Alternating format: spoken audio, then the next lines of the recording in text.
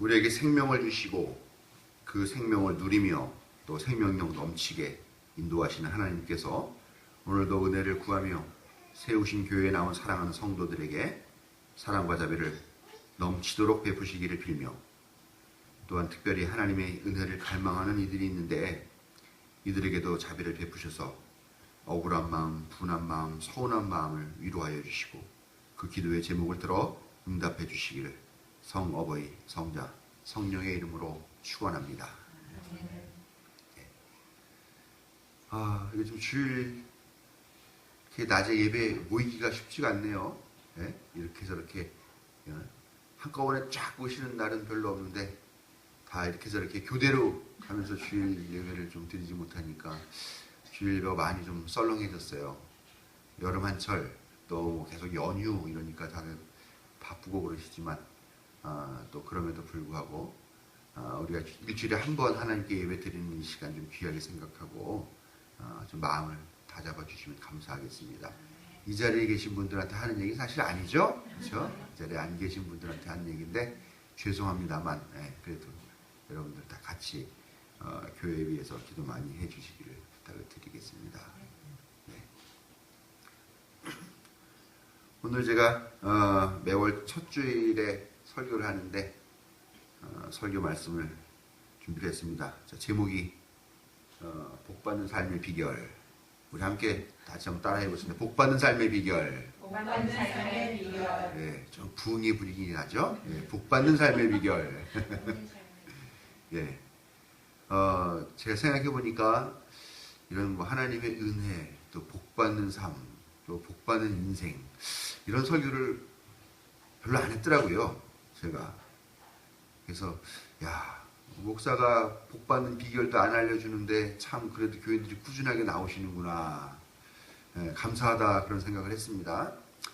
제가 뭐 그런 설교를 안 했다고 해서 뭐 하나님의 복이 소용없다, 뭐 하나님의 복이 어딨냐 그렇게 생각하는 건 절대 아닙니다. 어디 가셔서 그렇게 얘기하시면 안 되고요.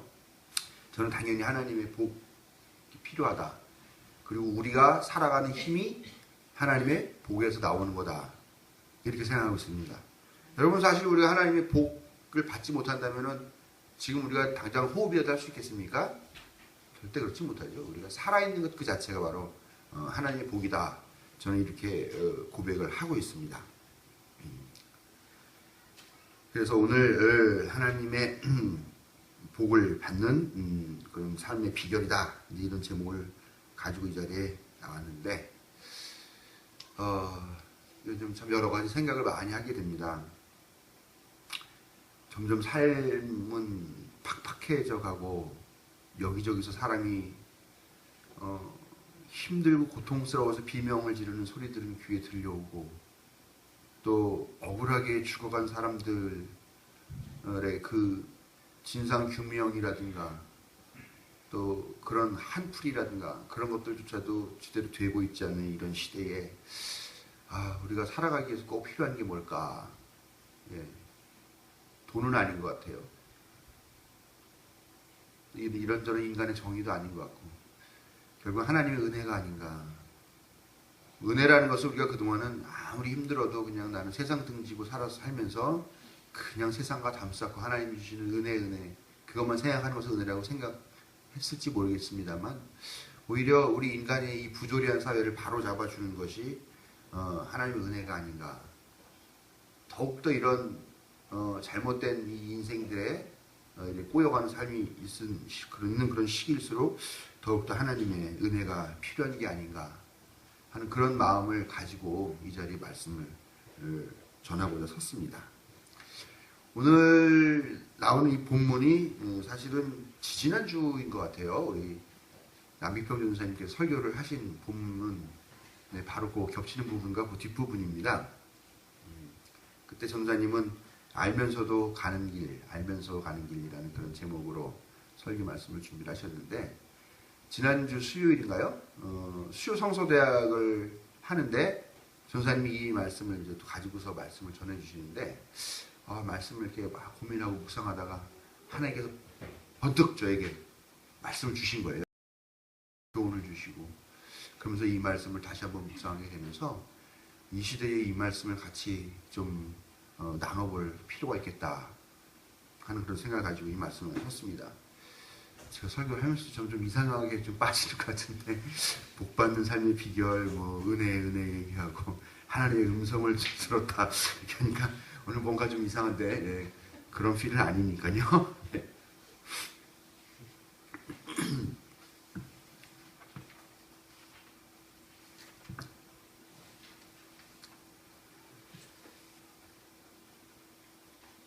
오늘 말씀 보면 여러분들 너무나 잘 아시는 말씀이죠.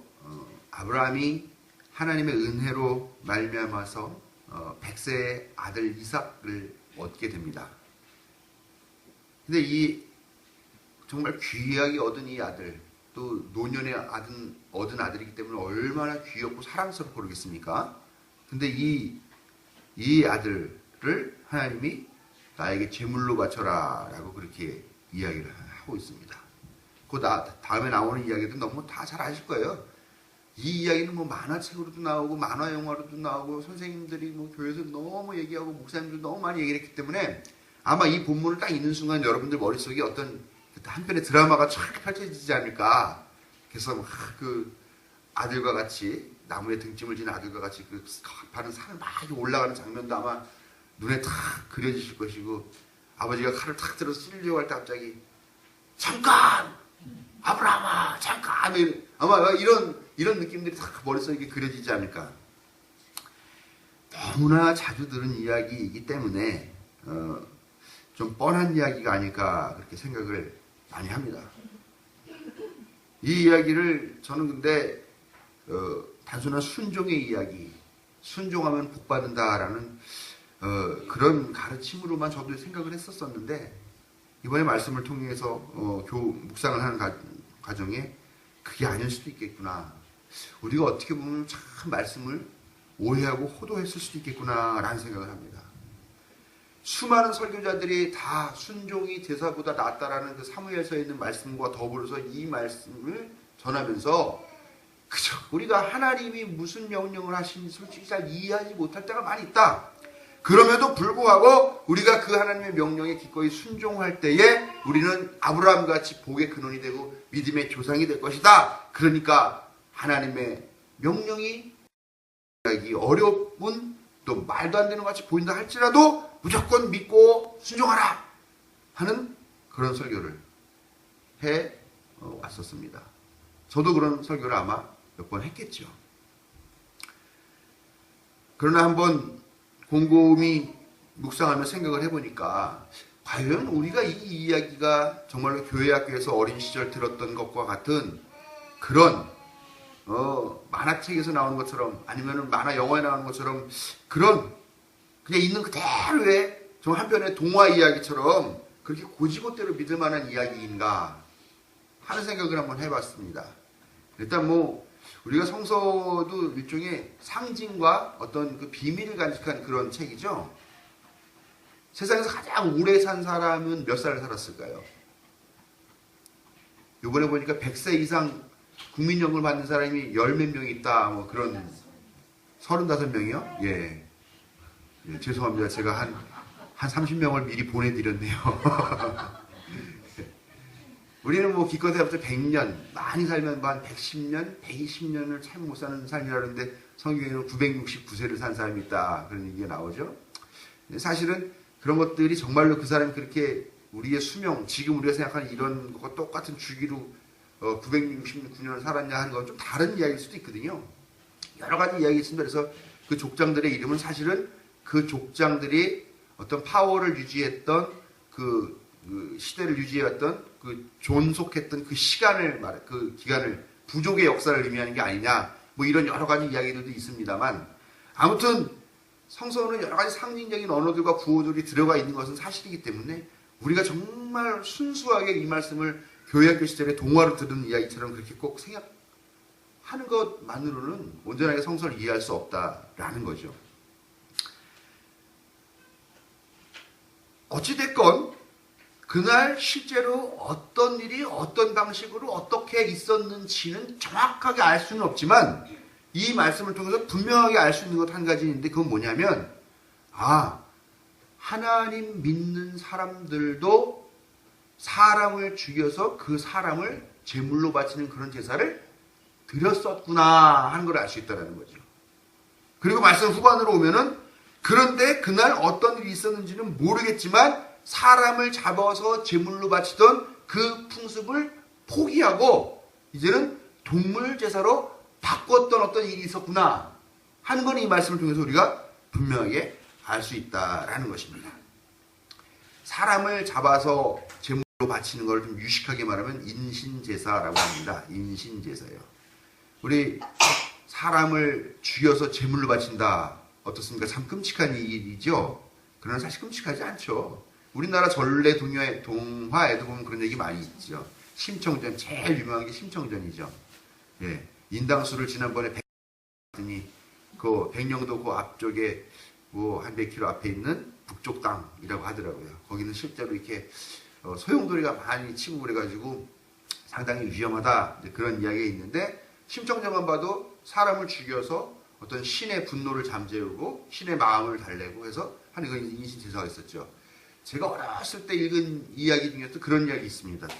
그 진해, 왕 진해가 있는데 이 진해가 막 그 마을에 재앙을 주고 하니까 마을 사람들 해마다 처녀를 한 명씩 해가지고 하는데 돌쇠인지 갑돌인가 와가지고 그 진해를 죽여서 그 처녀를 구했다 뭐 그런 이야기도 있고요. 의외로 꽤 많이 있습니다. 그러니까 모든 어느 민족 어느 나라에게나 사실은 사람을 제물로 바치는 그런 풍습, 그런 종교 풍습이 있었던 적이 있었다라는 것이죠. 그런데 오늘 성서에서 보면 이 인신제사라는 것은 특별하게 가나안 사람들의 종교 풍습이었다라는 겁니다. 가나안 사람들은 이 인신제사를 드리면서 때로는 자기 자식을 그 수천 동안이나 되는 그런 불길을 막 이렇게 내고서 자기 자식을 그 불 가운데로 지나가게 하는 거죠. 그럼 어떻게 됩니까? 타 죽죠. 그렇게 해서 그거를 그 번제로 사람을 살라 죽이게 되는 거고 또 아니면 뭐 동물 죽이는 것처럼 목줄을 끊고 배를 갈라서 내장을 다 태워버리고 그 살을 태워버리고 하는 것처럼 그렇게 사람으로 그렇게 제사를 지냈다는 겁니다. 왜 가나안은 이런 이런 인신 제사를 지었는가 하면 가나안은 비옥한 토지를 배경으로 하는 농경 문화를 향유하고 있던 그런 지역이었죠. 뭐 지금과 같이 뭐 이렇게 관계 시설, 뭐 수리 시설, 뭐 농기구, 무슨 뭐 농기계 이런 게 많이 있다면 상관이 없겠지만 옛날에 농사를 지면 어떻게 했습니까?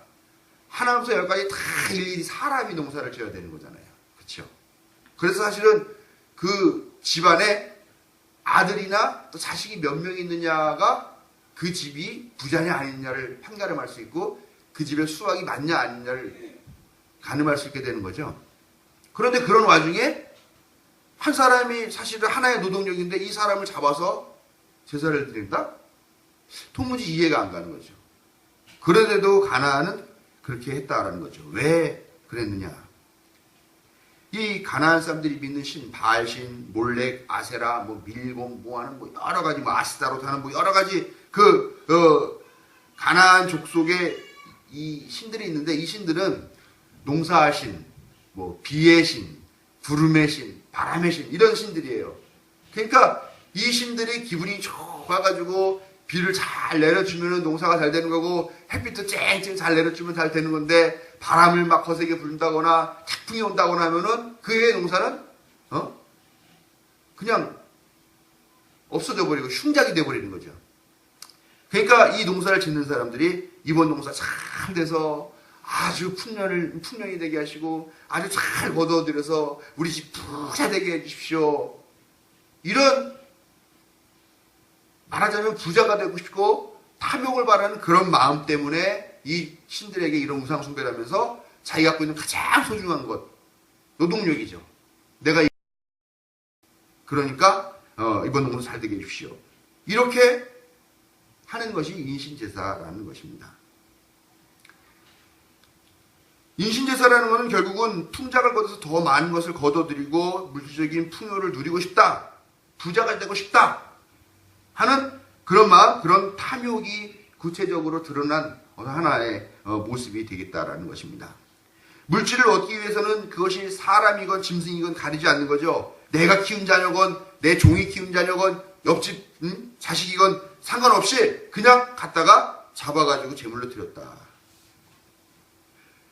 그들의 마음속에는 내가 부자가 되고 풍년을 이루기 위해서는 내가 키운 자식이라 할지라도 그거는 내 자식이 아니라 하나의 제물에 지나지 않는다 하는 그런 생각을 갖고 있는 것이 이 우상숭배 물질에 대한 탐욕, 그리고 그것을 마치 자기의 신앙으로 표현하는 이런 미선들 안에 담겨져 있다는 겁니다.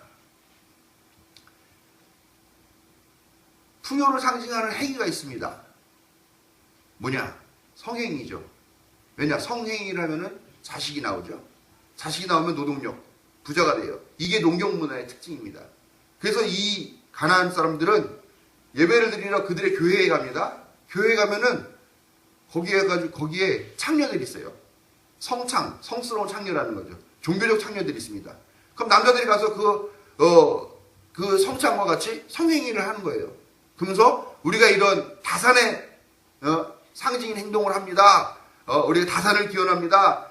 많이 얻게 해주세요. 많이 낳게 해주세요. 하면서 그렇게 그런 행위를 한다라는 거죠. 그건 뭐냐? 사실은 신앙이라고 하는 그것만 사실은 물질에 대한 탐욕, 자기 어떤 그 육체적인 쾌락을 해소하기 위한 그런 위선이 거기에 담겨 있는 거죠. 이 인신제사도 사실은 탐욕을 포장하고 탐욕을 가장한 잘못된 신앙, 또 잘못된 신앙이고 또 행위였다라는 것입니다. 그런데 믿음의 조상이라고 하는 아브라함 시대에 그것도 하나님을 믿는 이스라엘 백성도 인신제사를 드리더라라는 겁니다.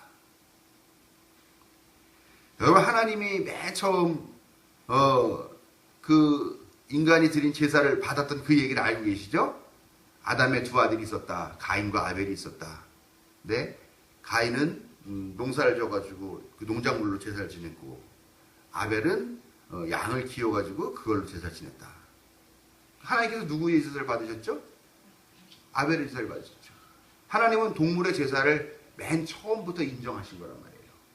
네? 목축하는 그 유목민 백성을 선택하였다는 이야기고, 그리고 동물로 제사를 드리는 것을 하나님께서 공식적으로 처음으로 승인하신 그런 제사였다라는 것입니다. 그랬던 이스라엘 백성이 지금은 어떻게 되었습니까? 지금은 가나안 백성이 하고 있는 못된 인신제사라고 하는 그런 잘못된 그런 풍습을 배워가지고, 또 그런 탐욕을 배워가지고 그런 제사를 하더라라는 겁니다.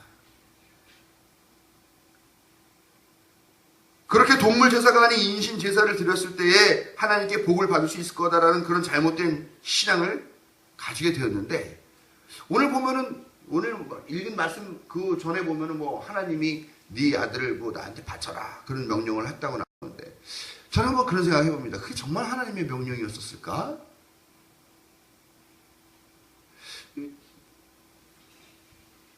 아니, 우리가 알고 있는 하나님이라는 존재가 어떻습니까? 인간을 너무나 사랑해가지고 자기의 독생자 예수까지도 십자가에 대신 제물로 내주신 분인데, 그런 분이 사람으로 나한테 제사를 지내라? 성서에는 또 지금까지 우리가 읽고 있는 성서의 해석에서는 그것이 하나님의 명령이었다라고 생각을 하지만, 저는 그런 의심이 좀 들더라고요. 혹시 하나님과 우리 사이를 갈라놓으려고 하는 사탄의 꾀임이었는데, 그것을 착각해서 하나님의 말씀으로 우리가 들었던 건 아닌가? 아브라함이 그걸 하나님의 말씀으로 오해해서 들은 게 아닌가? 탐욕에 절어있다 보니까 그런 인신제사를 하라고 하는 그런 명령이 사실은 사탄의 명령이었고 마귀의 유혹이었는데, 이미 잘못된 생각을 가지고 잘못된 신앙을 갖고 있으니까, 탐욕에 절어있는 그런 신앙을 갖고 있으니까 그것이 하나님의 음성으로 들렸던 것은 아닐까? 좀 이단적인 이야기 같은데, 제가 어디서 이런 얘기를 했다고 하지 마시고. 녹화가 되니 참. 아무튼 우리가 알고 있는 하나님과는 너무나 다른 모습이다. 결과적으로는 안 잡아먹었지 않느냐? 결과로는 제사 안 드렸지 않느냐? 그러나 우리가 알고 있는 거는 여기에서는 아니지만 다른 이야기 몇 군데가 더 있습니다. 입산이라고 하는 사사인가요? 그 사사는 전쟁에 나가 승리하고 오면서 나를 반기러 축하, 내가 승전하고 돌 때 나를 제일 먼저 반기러 오는 사람을 내가 제물로 드리겠다. 자기 딸 입다예요? 예, 입단가 보네요. 예. 그래서 자기 딸을 제물로 바치거든요.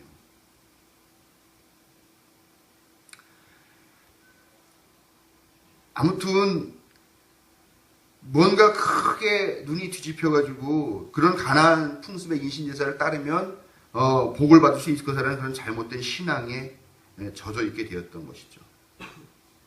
하나님은 결코 인신제사를 원하지 않았지만 우리 인간이 하나님에 대해서 잘못 이해하고 신앙에 대해서 잘못 알아서 결국 하나님께서 요구하신 것을 하지 않고 엉뚱한 것을 하면서 말로는 마음으로는 나 하나님께 내가 가장 귀한 걸 바쳤어. 나는 하나님께서 원하신 걸 바쳤어. 이런 식으로 생각하고 있는 것이 우리가 갖고 있는 신앙의 위험이래요.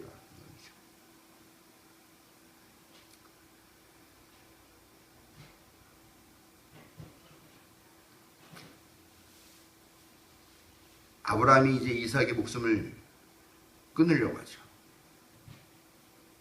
아빠, 장작은 메고 가는데 짐승은 어디 있어요?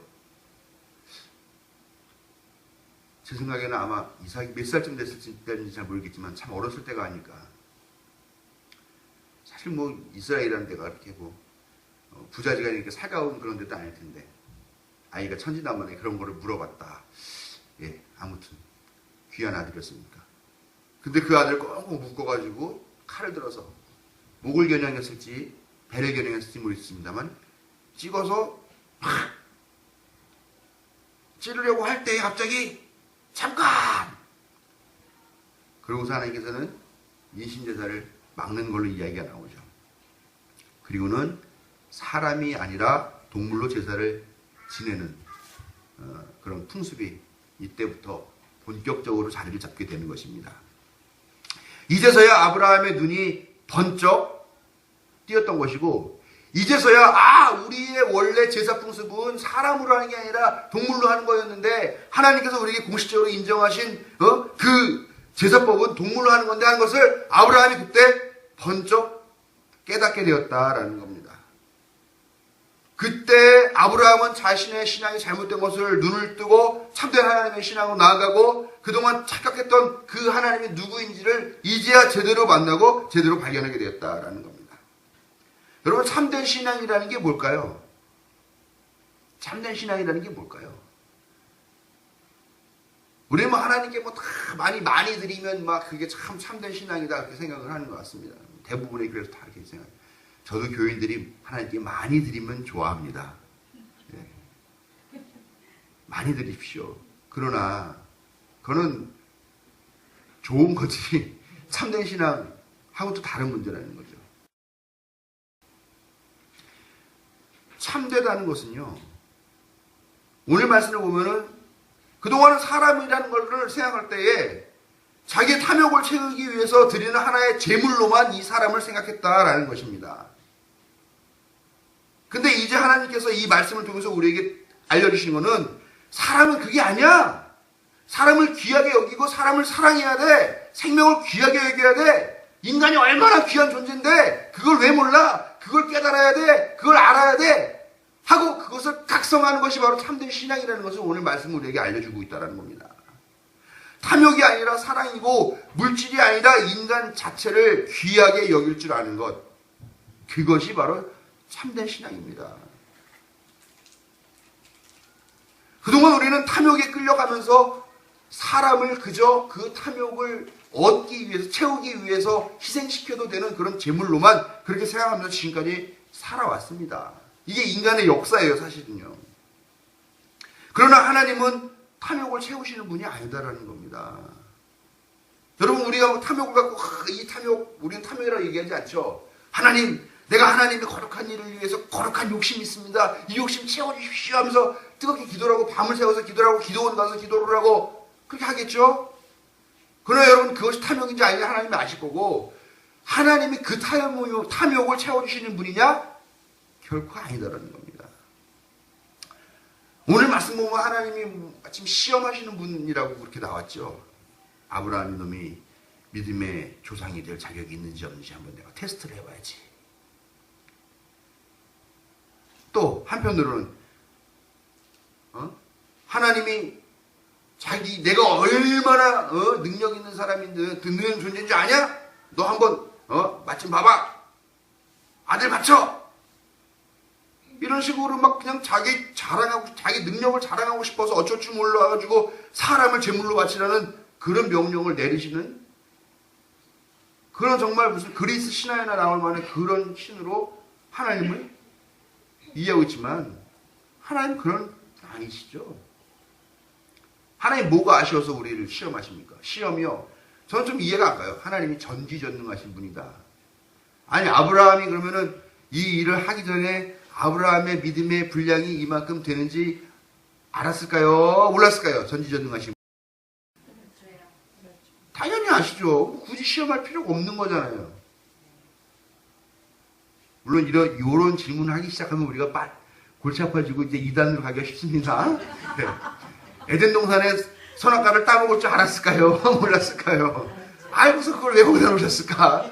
우리가 이런 이야기를 많이 하는데, 네. 아무튼 신앙이라는 거는 그냥 고지고대로 듣는 것이 아니라 그 원인이 뭘까? 왜 그렇게 하셨을까? 생각하는 것이죠. 아니, 이미 다 알고 계셨는데 뭘 시험하시냐는 거죠. 그리고, 아니, 독생자 예수를 보내주실 만큼 우리를 사랑한다고 하면서 굳이 왜 그런 걸 하시냐는, 앞뒤가 안 맞는 거죠. 그렇기 때문에 우리가 생각하는 하나님은 그렇게 믿는지 제대로 믿는지 안 믿는지 시험해 보려고 이렇게 막 자식을 바쳐라. 자식을 바치니까 갑자기 생각이 나네요. 집문서를 갖고 와라. 그래서 갖고 오면 진짜 교인. 만스를 내려봐라. 그래서 내려보면 진짜 내 교인. 아들을 바쳐봐라. 그래서 바치려고 하면 진짜 내 교인. 갑자기 화가 나네요. 내가 믿었던 하나님이 빠스 목사 수준이었나? 예, 결코 아니죠. 말도 안 되는 거죠.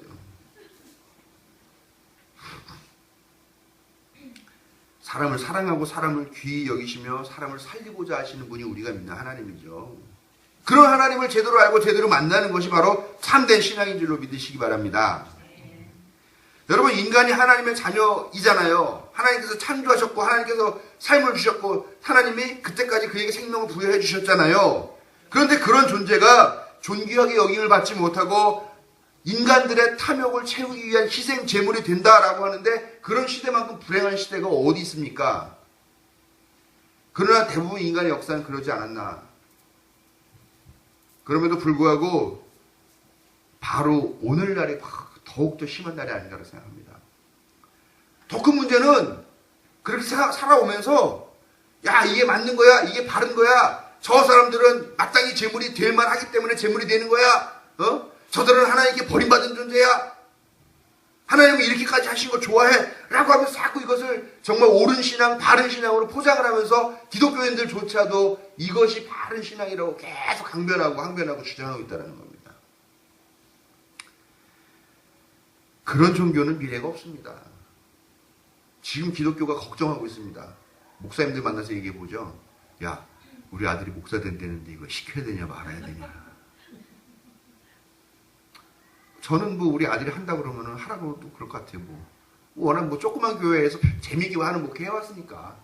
근데 대부분의 목사들은 다 큰 교회 가서 한 1000명, 2000명 놓고 목회하고 싶은데 그런 교회는 이제 앞으로 몇 개 안 남습니다. 그렇죠?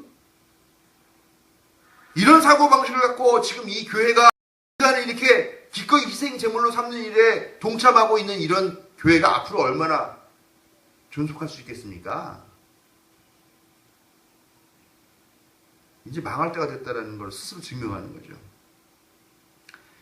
여러분, 세월호 진상규명, 오늘 우리 강집사님도 뒤에 진상규명 앞에 만지고 싶다 이렇게 써있는 옷을 입고 오셨는데, 네, 그 아이디 보이긴 보이는데 그 글씨가 만지고 싶다는 거예요. 여러분, 사실 어느 것 하나 제대로 지금 진상규명 된 거 있습니까?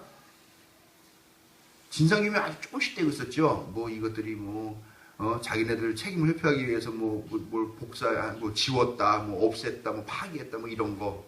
예? 그러나 대통령 7시간 동안 뭐 했는지 이런 것도 아직 나오고 있지 않고. 예? 이야기하면 이거 갖고서 대통령 품위를 손상시켰으니 윤리위원회 해부한다 있다는 얘기는 하고 있고요. 제대로 된 것도 없고 책임진 사람도 단 한 사람도 없는 이 시점인데 벌써 어떤 소리 나옵니까? 야, 6개월이다 벌써 이거 했다. 그만하자. 응? 이제 지겹다. 지난 목요일에도 대한문 앞에서 집회하고 이제 하고 있는데 어떤 연세가 지긋하신 아주머니 두 분이 지나가면서 이거 뭐야? 아이고 지겨워, 아이고 지겨워, 아이고 지겨워. 아이 그만해라 그러면서 지나가더라고요. 아니 진상규명이 된 게 하나도 없는데 뭐가 지겹다는 거예요? 안 된 게 지겨워. 그치, 안 된 게 지겨우면은 빨리 되게 해야죠. 거기 같이 앉아서 같이 예배 드려야죠. 야, 6개월에서 많이 했다. 그만하자. 그리고 이제는 경제 살려야 된다. 이런 소리 들려오고 있습니다. 여러분 다 아시죠? 세월호에서 희생된 그 300여 명의 사람들이 왜 그렇게 됐습니까? 결국 돈에 눈 먼 사람들 때문에 그렇게 된 거죠. 알고 계시죠? 돈에 눈이 멀어가지고 배를 헐값에 사갖고 오고 그거를 용량을 늘리고 구조 변경을 하고 그것도 왔다 갔다 눈 감아주는 사람이 생기고 이렇게 저렇게.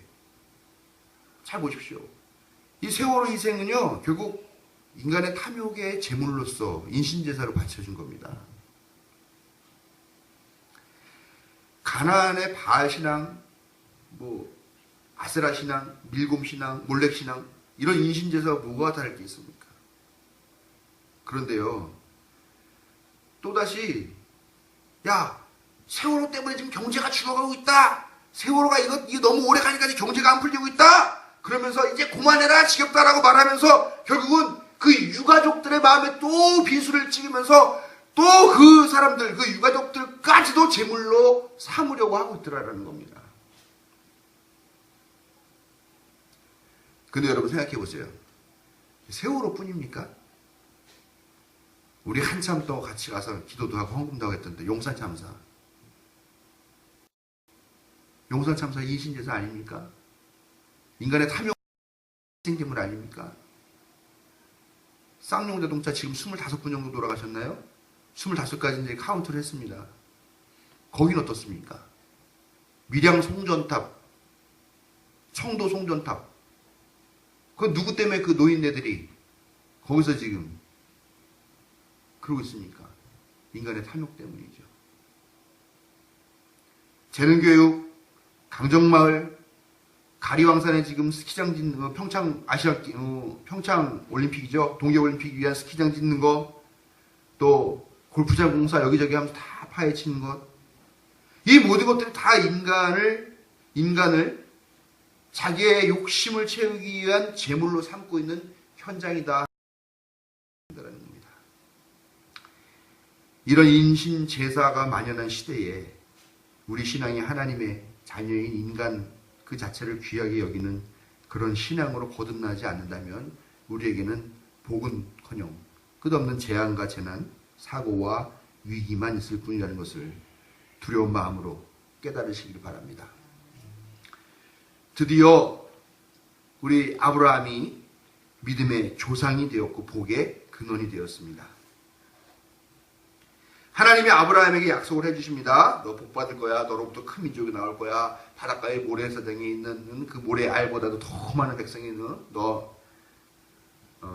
너의 후손이 될 거야. 하늘을 봐라. 하늘의 별에 저 많이 반짝이는 별보다 더 많은 그런 자손이 너의 후손이 될 것이다. 약속하시죠.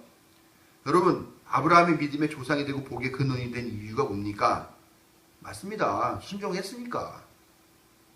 자기가 제일 아끼는 것까지 기꺼이 바칠 정도로 순종했으니까 복 받았겠죠. 그러나 저는 그것도 하나의 이유이겠지만 우리가 전혀 생각하지 못한 또 다른 이유가 하나 있을 거라고 생각합니다. 그리고 그렇게 믿고 고백합니다. 그래서 오늘 설교합니다. 바로 아브라함이 탐욕을 위해서 기꺼이 사람을 인신을 제사로 바치던 제물로 바치던 그런 천박한 제사 문화, 천박한 종교 문화, 거짓된 하나님 신앙, 이 신앙을 변혁해서 사람을 귀하게 여기고 사람을 존중하고 생명을 귀하게 여기며 그 사람을 하나님의 자녀로 인정하는 그런 전혀 새로운 인간 존중의 종교 문화, 이스라엘 신앙을 만들어냈기 때문에 아브라함은 하나님으로부터 복을 받게 되었음을 여러분 기억하시기 바랍니다. 여러분, 오늘같이 인간의 생명마저도 탐욕의 제물로 삼는 이 불행한 시대에 우리가 하나님을 바로 알고 바르게 신뢰하는 기독교인으로 거듭난다면 우리 자신은 물론 온 누리가 인류와 함께 복을 받게 될 줄로 믿습니다. 인간을 내 욕심을 채우기 위한 희생 제물로만 생각하는 그런 천박한 믿음이 아니라 인간을 사랑하고 인간의 생명을 귀히 여기고 인간 자체를 존중하고 존경할 줄 아는 그런 받은 믿음으로 하나님을 따르는 성도들에게 하나님의 사랑과 자비가 함께 하시길 축원합니다.